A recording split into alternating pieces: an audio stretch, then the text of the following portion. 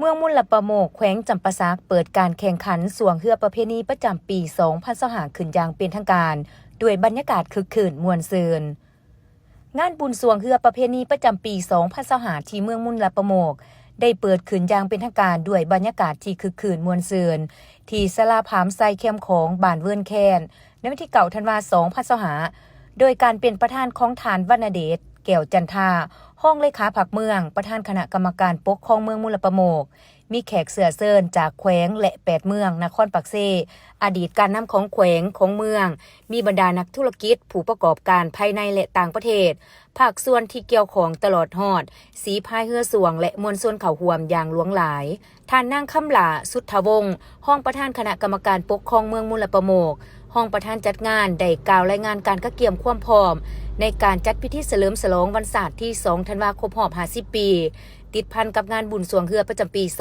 2025การจัดงานบุญสวงเฮือแม่นกิจกรรมหนึ่งของประชาชนชาวเมืองมุลประโมกที่เคยปฏิบัติกันมาแต่โดนนานซึ่งเป็นหีดของประเพณีมรดกทางด้านวัฒนธรรมอันล้ำค่าของชาวเมืองมุลประโมกและก็ได้จัดเป็นประจำในทุกๆปีซึ่งปีนี้ทางคณะรับผิดชอบจัดงานได้เสื้อเซินเอาเฮือสวงจากบรรดาเมืองอ้อมค้างบ้านรวมทั้งเฮือสวงจากต่างแขวงคือเมืองละครเพ่งเมืองคงเสโดนแขวงสารวันเขาห่วมประกอบมีเฮือสวง33สีพาย5ลำประเภทเฮือ12สีพาย9ลำส่วนรางวัล33สีพายอันดับที่1จะได้รับคันรางวัล1หน่วยเงินสด15ล้านกีบอันดับที่2เงินสด10ล้านกีบอันดับที่3เงินสด5ล้านกีบประเภทเฮือ12สีพายอันดับที่1ได้รับเงินสด10ล้านกีบอันดับที่2เงินสด5ล้านกีบอันดับที่3เงินสด3ล้านกีบในพิธีทานวรรณเดชแก้วจันทาประธานคณะกรรมการปกครองเมืองได้กล่าวเปิดงานอย่างเป็นทางการในครั้งนี้ว่าจุดประสงค์เพื่อเป็นการสืบทอดอนุรักษ์รักษาส่งเสริมทางด้านวัฒนธรรมอารยธรรมหีดของประเพณีของคนลาวมาแต่ดึกดำบรรพ์เว้าร่วมเว้าเฉพาะแม่นชาวเมืองมุลประโมกก็คือชาวแขวงจำปาสักพวกเฮาและส่องแสงถึงก่อนกำลังมหาสามัคคีของประชาชนภายในเมืองการจัดงานครั้งนี้ยังเป็นการประกอบส่วนกระตุกสุขอยู่บรรยากาศการซื้อขายจราจรสินค้าสร้างบรรยากาศการท่องเที่ยวภายในเมืองให้มีบรรยากาศคึกคืนโฟดฟืนดึงดูดนักท่องเที่ยวทั้งภายในและต่างประเทศเข้ามาท่องเที่ยวภายในเมือง